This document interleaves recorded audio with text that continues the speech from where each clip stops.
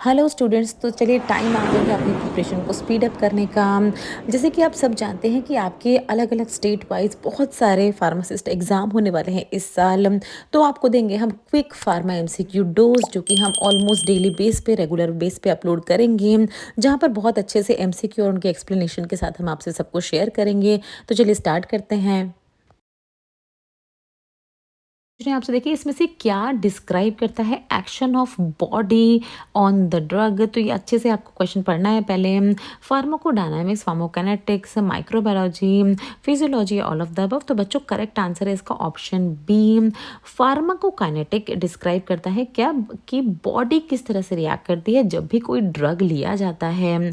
अब देखिए इसमें बॉडी किस तरह से रिएक्ट करती है। बॉडी किसी भी ड्रग के लेने पे वो ड्रग को किस तरह से एब्जॉर्ब करती है, बॉडी बॉडी किस तरह से उस ड्रग को डिस्ट्रीब्यूट करती है, किस तरह से उसको मेटाबोलाइज करती है, एंड फाइनली वो ड्रग जो है वो एक्सक्रीट आउट हो जाती है बॉडी से। तो ये सारी ही फेनोमेना किसके अंदर आती है, फार्माकोकाइनेटिक्स के अंदर आती हैं।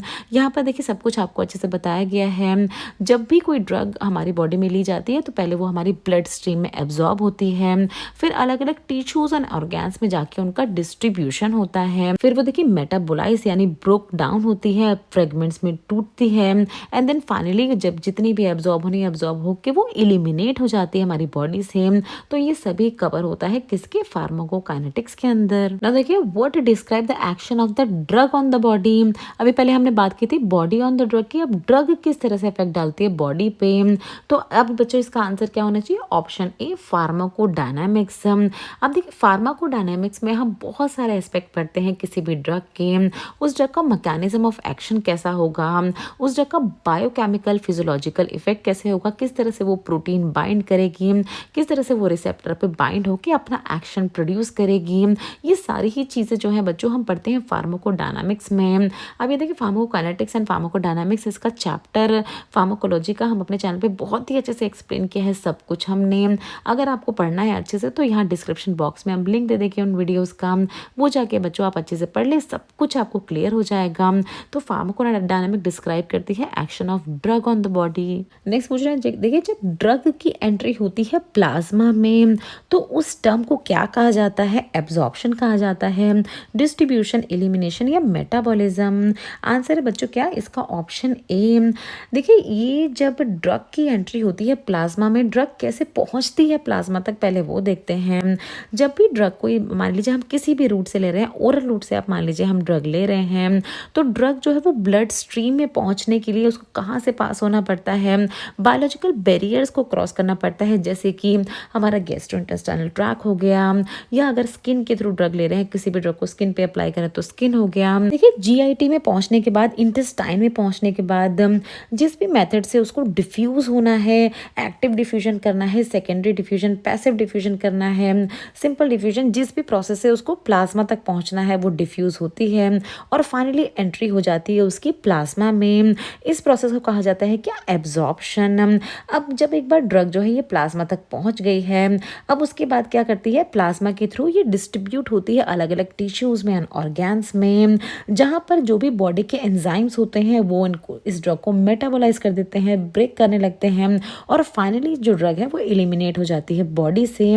तो ये एक पूरी ही प्रोसेस होती है जिसकी फर्स्ट स्टेप अगर जिसकी हम बात करें तो वो होता है ड्रग एब्जॉर्प्शन। क्वेश्चन में आपसे पूछ रहे हैं बच्चों, इनमें से क्या एक तरह की डिसएडवांटेज है ओरल ड्रग्स की। फर्स्ट पास मेटाबॉलिज्म होना, लो बायो अवेलेबिलिटी होना, ओवरडोज ओवरकम की जा सकती है एंटीडोट की मदद से। ऑप्शन डी है देखिए बोथ ए एंड बी, यानी फर्स्ट पास मेटाबोलाइज भी होती है और उनकी लो बायो अवेलेबिलिटी भी होती है। तो बच्चों आंसर है इसका ऑप्शन डी। तो देखिए दोनों ही तरह की जो चीज़ें हैं वो एक तरह की ओरल ड्रग की डिसएडवांटेज मानी जाती हैं। अब देखिए ये क्या होती है, सबसे पहले हम देख लेते हैं फर्स्ट पास मेटाबॉलिज्म। जो भी ड्रग ओरल रूट से दी जाती है वो पहले लिवर में जाके मेटाबोलाइज होती हैं और उसके बाद वो अवेलेबल होती हैं अब सिस्टमिक सर्कुलेशन के लिए।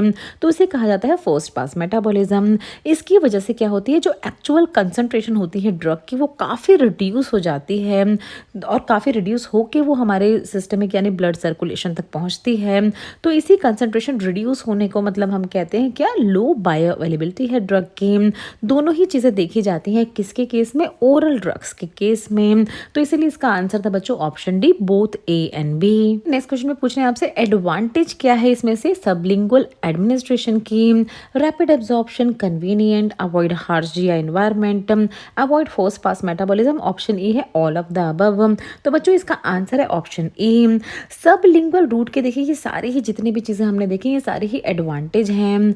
सबसे पहले क्या होती है, देखिए रैपिड एब्जॉर्प्शन होता है सबलिंगुअल रूट से, क्योंकि सबलिंगुअल म्यूकोसा जो होती है वहाँ पर ब्लड सप्लाई बहुत ही ज़्यादा होती है, रिच ब्लड सप्लाई होती है, जिसके कारण ड्रग जो है आराम से पहुँच जाती है ब्लड सर्कुलेशन में। और क्या होता है, देखिए ये कन्वीनियंट मेथड होता है, मतलब इसमें आपको किसी भी टैबलेट को स्वालो करने की ज़रूरत नहीं है, किसी भी नीडल वगैरह की ज़रूरत नहीं है जो आईवी रूट में हम करते हैं।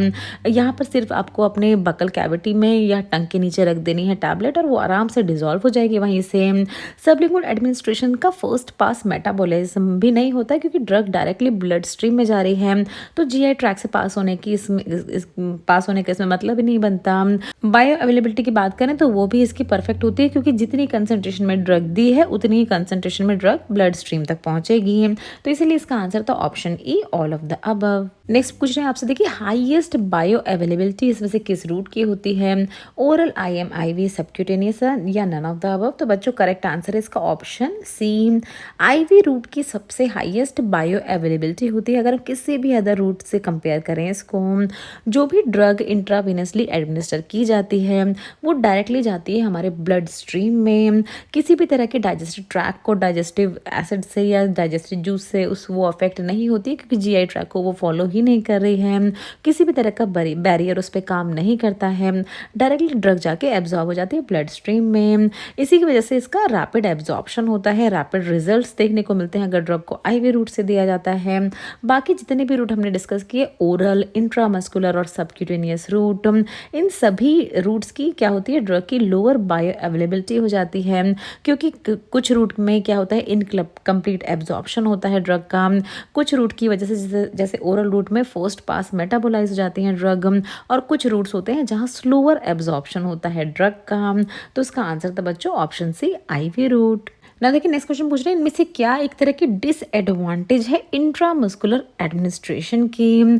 ऑप्शन है देखिए लार्ज वॉल्यूम एडमिनिस्टर करे जा सकते हैं, ऑप्शन बी है अफेक्ट करते हैं इस तरह के इंजेक्शंस लैब टेस्ट को, ऑप्शन सी है इस तरह के इंजेक्शंस पेनफुल होते हैं, ऑप्शन डी बोल रहे हैं both A and C, and option E में बोल रहे हैं बोथ बी एंड सी। तो बच्चों आंसर है इसका option E.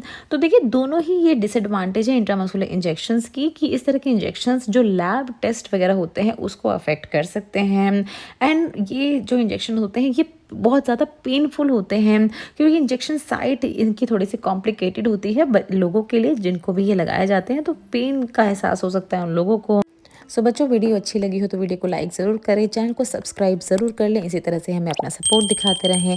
Thanks for watching.